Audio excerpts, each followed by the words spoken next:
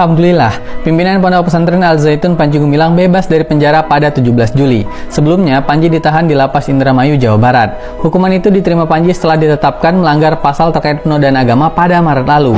Dia dijatuhi hukuman 1 tahun penjara yang dikurangi masa penahanan selama proses peradilan sejak 6 bulan sebelumnya. Buat yang belum tahu, Panji tahun lalu disorot karena dianggap menyebarkan ajaran menyimpang. Di antaranya, membolehkan jemaah laki-laki dan perempuan saat sholat bercampur, mendorong perempuan jadi khotib sholat Jumat. Juga bilang Al-Quran adalah firman Allah tapi dengan bahasa Nabi Muhammad.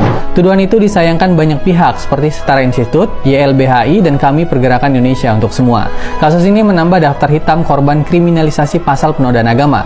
Kalau dibiarkan, jelas bisa mengancam keberagaman dan demokrasi di Indonesia. Stop kriminalisasi kebebasan berpikir dan beragama dengan pasal penodaan agama. Apakah beras dan semua kehidupan saya dengan gaji seorang mayor jenderal hanya 250.000 rupiah pada saat aku menjadi presiden, tapi bisa menyembuhkan anak saya.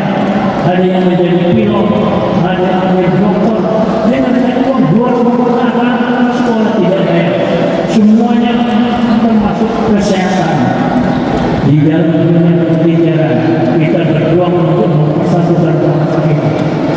Dari suku-suku yang mana, bahasa yang mana, kekacauan di mana-mana, pemberontakan di Aceh, di Papua, dan kemudian ikhtiar semuanya dari ketenangan setelah para meninggalkan pemerintahan, semua terjadi kekacauan perpecahan.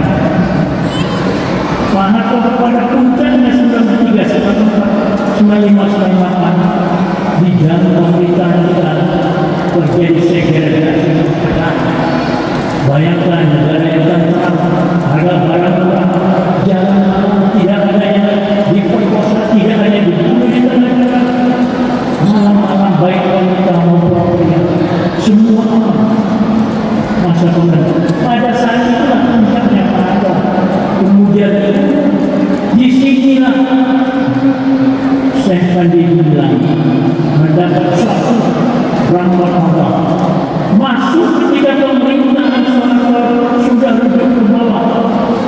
Ini baru main ke atas untuk mempersatukan dan untuk menyatakan bahwa kita sebagai suatu keluarga membentuk ilmu pengetahuan dan dunia akhirat yang ada cita-citanya, maka saat itulah semua apa yang dipelajari oleh Al Zaitun untuk menyatukan antara pengetahuan dan amal, ilmu dan amal dipraktekkan di Al Zaitun ini. Ketika suasana politik mulai menurun, saya membaca bagaimana perjuangan Syekh begitu saatnya 97-98 atau sudah tidak lagi berkuasa, ditinggikan, ditinggi, difitnah segala macam yang dialami oleh Syekh Al Zaitun, termasuk untuk pembangunan segala macam ini. Nah, pada waktu naik presiden diresmikan, di situ tinggi besar saja, karena waktu sudah tidak ada lagi yang memberikan contoh rasa keamanan, rasa rahim kepada bangsa. Inilah saatnya Al Zaitun baru naik sebagai bayi yang baik untuk ilmu dan amal. Nah, di dalam ini perjuangan antara keluarga Al Zaitun, baik dari para santri maupun para pemikir dan semua yang bekerja untuk membangun Al Zaitun, suasana diberikan perjuangan berat. Kemudian di sini ada para presiden, ada tokoh-tokoh datang kembali, dan betul saya masuk juga kita dalam suasana Al Zaitun masih dalam rangka membangun universitas yang sudah ada dan tidak disahkan kemudian dibentuk Institut Agama Islam oleh Menteri Agama Surya Dharma Ali.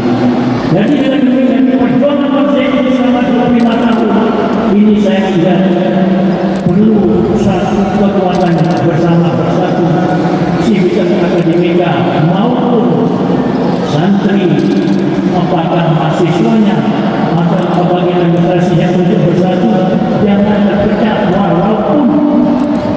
sampai sekarang